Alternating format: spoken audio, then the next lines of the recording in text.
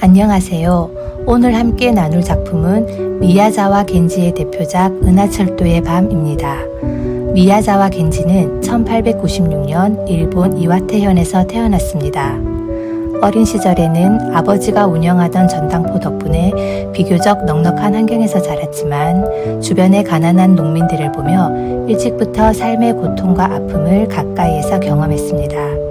10대 시절부터 문학에 깊은 관심을 가졌고 20대에는 동인지 활동을 통해 동화와 시를 발표하기 시작했습니다. 겐지는 교사로 일하면서도 농민들과 함께 생활하며 농업 강의와 벼농사 지도 등 실질적인 농민운동에도 힘을 쏟았습니다. 그는 은하철도의 밤, 주문이 많은 요리점, 비에도 지지 않고 등 환상적이고 시적인 작품을 남겼습니다. 하지만 생명과 평화, 인류애를 노래한 그의 문학은 당시 일본 사회의 분위기와 맞지 않아 생전에는 큰 주목을 받지 못했습니다. 1933년 37세의 젊은 나이로 세상을 떠난 뒤에야 그의 작품들은 점차 재조명되었고 지금은 일본에서 가장 사랑받는 동화 작가 중 한 명으로 평가받고 있습니다.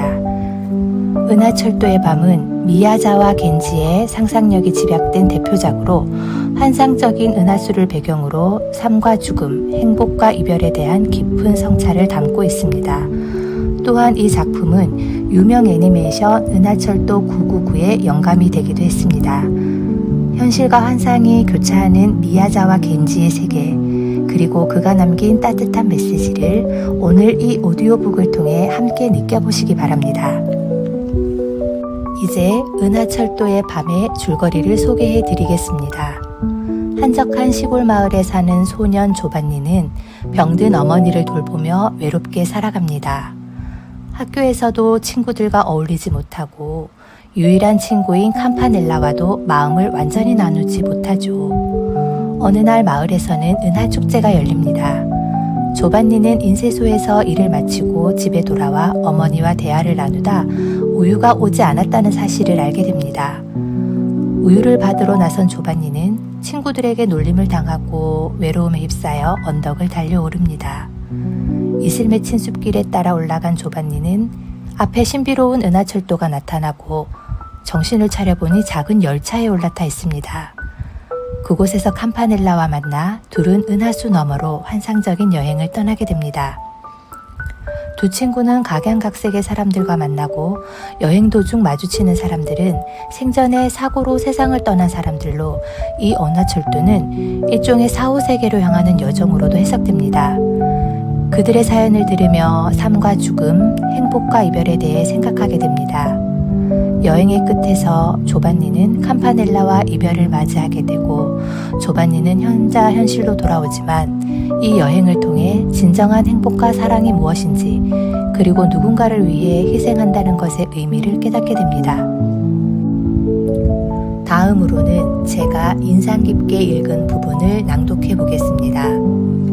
캄파넬라, 다시 우리 둘만 남았네. 어디든 함께 가자. 나는 그 전갈처럼 정말 모두의 행복을 위해서라면 내 몸 같은 건 몇 번이고 불타도 좋아. 응, 나도 그래. 캄파넬라의 눈에 고운 눈물방울이 맺혔습니다. 그런데 진정한 행복이란 대체 뭘까? 조반니가 말했습니다. 잘 모르겠어. 캄파넬라가 대답했습니다. 우리 힘으로써 정해보자. 조반니가 가슴 가득 새 힘이 솟는 듯 숨을 크게 내쉬며 말했습니다.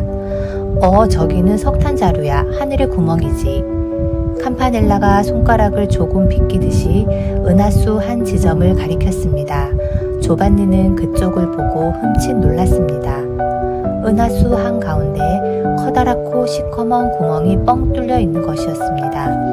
그 바닥이 얼마나 깊은지 그 속에 무엇이 있는지 아무리 눈을 비비고 들여다보아도 아무것도 보이지 않고 그저 눈이 시큰시큰 아플 뿐이었습니다.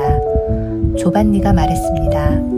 나는 이제 저 거대한 암흑 속도 두렵지 않아. 반드시 모두의 진정한 행복을 찾아서 갈 거야. 우리 어디까지나 함께 가자. 응, 꼭 그러자. 아, 저 들판은 어쩌면 저리도 아름다울까?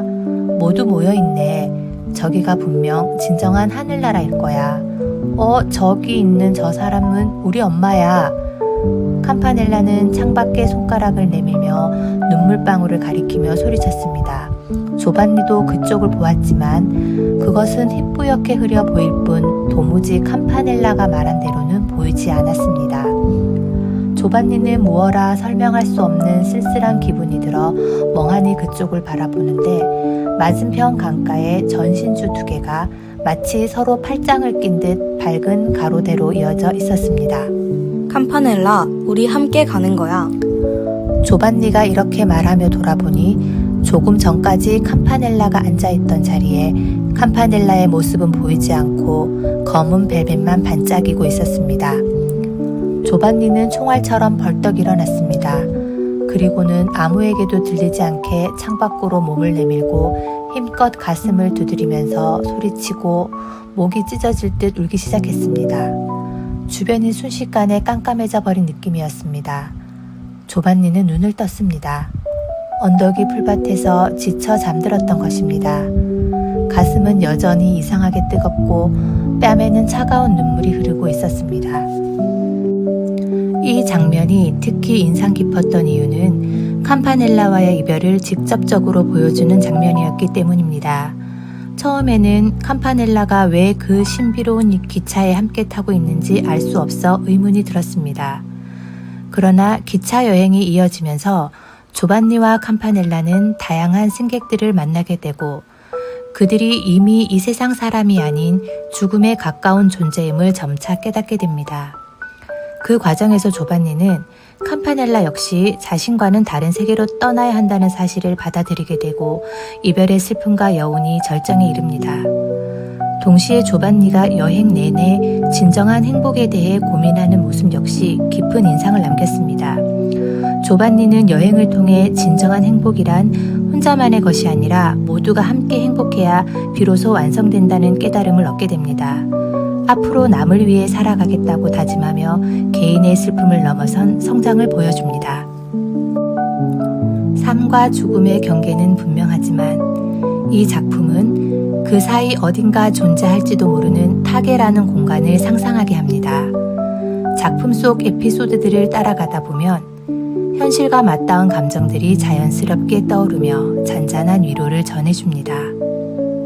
미야자와 겐지의 삶과 작품은 더 많은 것을 욕망하는 현대사회에 깊은 질문을 던집니다. 오늘 소개한 은하철도의 밤 역시 삶이란 무엇인가? 진정한 행복이란 무엇인가? 죽음을 우리는 어떻게 이해해야 하는가와 같은 철학적인 질문을 통해 우리를 사유의 길로 이끕니다. 죽음은 누구나 마주하게 되는 인간의 근원적인 경험입니다.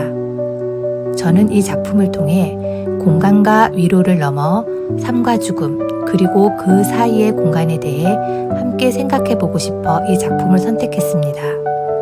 여러분은 일상의 순간순간을 어떤 태도로 마주하고 계신가요? 아침에 눈을 뜰 때, 문을 열고 세상으로 나설 때, 잠에 들기 전 오늘을 돌아볼 때, 우리는 어떤 마음으로 살아가고 있나요? 당연하게 흘러가는 일상일수록 스스로에게 이런 질문을 던져본다면 전혀 다른 태도와 전혀 다른 세상을 마주하게 될지도 모릅니다. 이상으로 마치겠습니다. 들어주셔서 감사합니다.